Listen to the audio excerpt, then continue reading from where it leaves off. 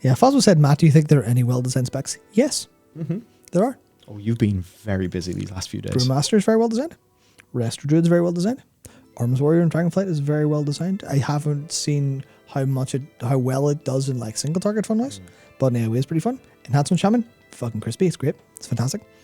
Elemental Shaman, if they brought the lava burst stuff up to be a viable build, then Elemental will be one of the best specs in the game on paper. Like fun or free rather. Some usability with the electrified shocks aside. Balance Druid's pretty good. Feral Druid's pretty good. Windwalker Monk is, now that they've given it resources and given it a couple buttons back, and you have like Ascensions and Power Strikes, it feels fucking wonderful. And it's generally well designed. And then Havoc Demon Hunter. Also Havoc Demon Hunter with Momentum and Shatter Destiny and Any Means Necessary being like hey, your mastery is really cool and works differently for completely different kind of things. Like, sweet. Prot Warrior, hell good. This stuff is all like, those are the ones that I think are really, really going well. I'm not talking about strength. I'm talking about like design wise. They have a feeling. They have a fantasy that they work pretty well, and gameplay wise, playing them feels pretty fun. Obviously, that is a small portion of specs in the game. There's a lot that are in full dumpster time. But even then, I think Frost Mage is so undervalued and underloved, but it's pretty good. Fire Mage, pretty good. Arcane Mage, pretty good. I mean, honestly, there's a lot of them. Most of them are pretty good. Some are really good, and quite a few are kind of shit.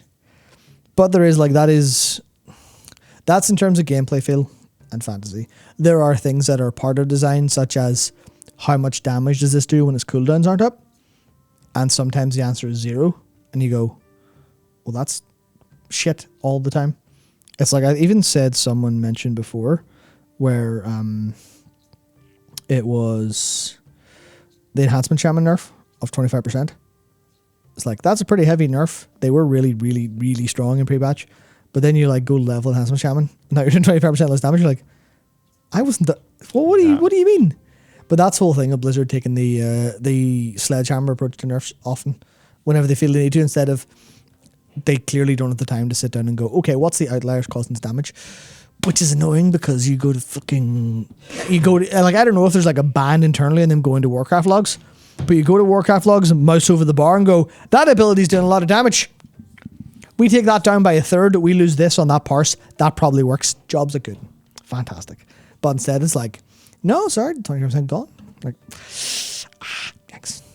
But Enhancement is really fun. I think the Ice Strike Hailstorm stuff, where you just do this giga like Maelstrom Chain Lightning across all your targets, it's fucking great. Feels fantastic. So I guess look forward to kind of roughly like the winners and losers of the Talon revamp video that's coming up. Matt is doing the big Giga class video, which is the sort of the winners and losers of the Talent revamp, which I think will be a nice companion piece. Like between like the video I'm doing and choosing a main, and then the one that you're doing and educating people like about the sort of highlights and lowlights of the class stuff, that should be useful. I know you're out of the madness now. I am very nostalgic for doing something really fucking stupid on launch night, but maybe I will, maybe I won't.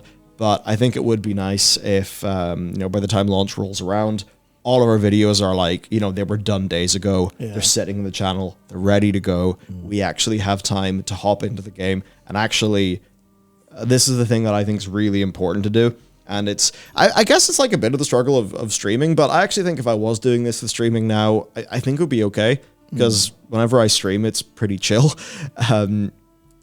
But you don't want the game to feel like your job or something. And this is something the Mythic Raiders would complain about.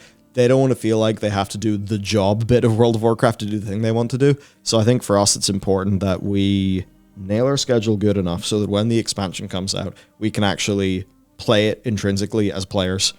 Yeah, that's always the thing that, like, that's the risk when you get into this game that, like, me and Matt are in, or anyone in YouTube. Like, let's just say, photography. Like, photography and cinematography, I found those really interesting. Oh, fuck. But the problem could then be, well, what happened if that was my job? if you develop an unhealthy relationship with it, you won't like it as much anymore. Yeah. So basically that's it. I'm trying to go giga hard so that whenever the launch actually comes, I can just chill out, relax, and really make the most of it and have fun. Yeah, I've talked to this with length with like a friend of mine before, but it's just like the being someone who like analyzes things for a living makes life really difficult to enjoy. Because you just like play something, go, oh yeah, that was kind of shit for that reason, or you download. And there's the thing, I have so many games on my phone that I'm like, this would be really fun to play, and then I open it, and then I see all of the things it does psychologically, and I just like the wall just goes up. I know what I'm going to do. I just straight locked out. Nope, sorry, I'm uninstall this right away. I'm just going to put THC in all your water. Yeah, I mean, it's like there is something keto as fuck as just being a bit stoned and having fun watching Sharknado. And if you can do the fucking video game equivalent of that, you are untouchable and no one can make you unhappy. Yeah, no, maybe that's an idea. But no, it is quite difficult. But World of Warcraft, I mean, that's why I want to say specifically for like my playing a beta, that's why I almost slightly regret doing my leveling run through as Feral and that.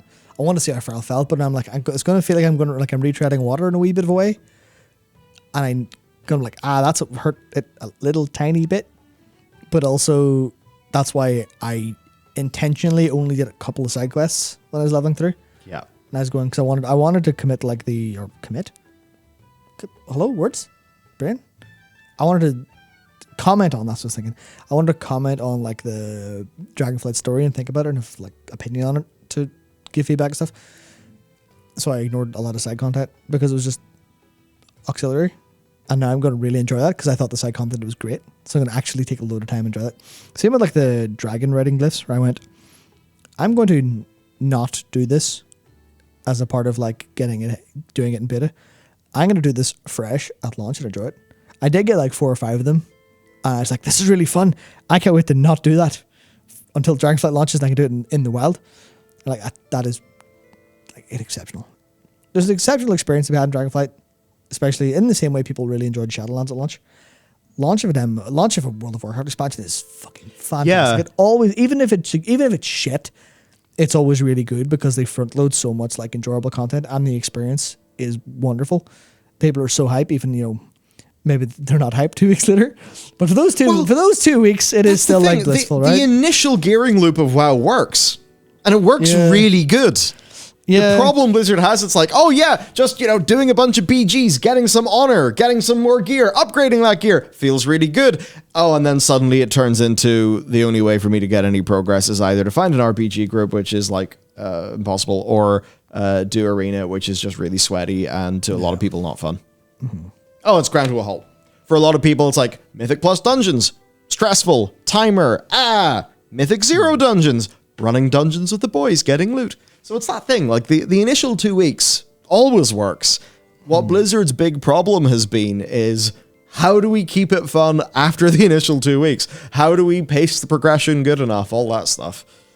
Oh yes, Dragonflight launch. I'm going to go to bed right before the expansion launches. Yeah. I'll wake up in the morning and play it, because I've learned after Shadowlands launching to an all-nighter, I can't do it anymore.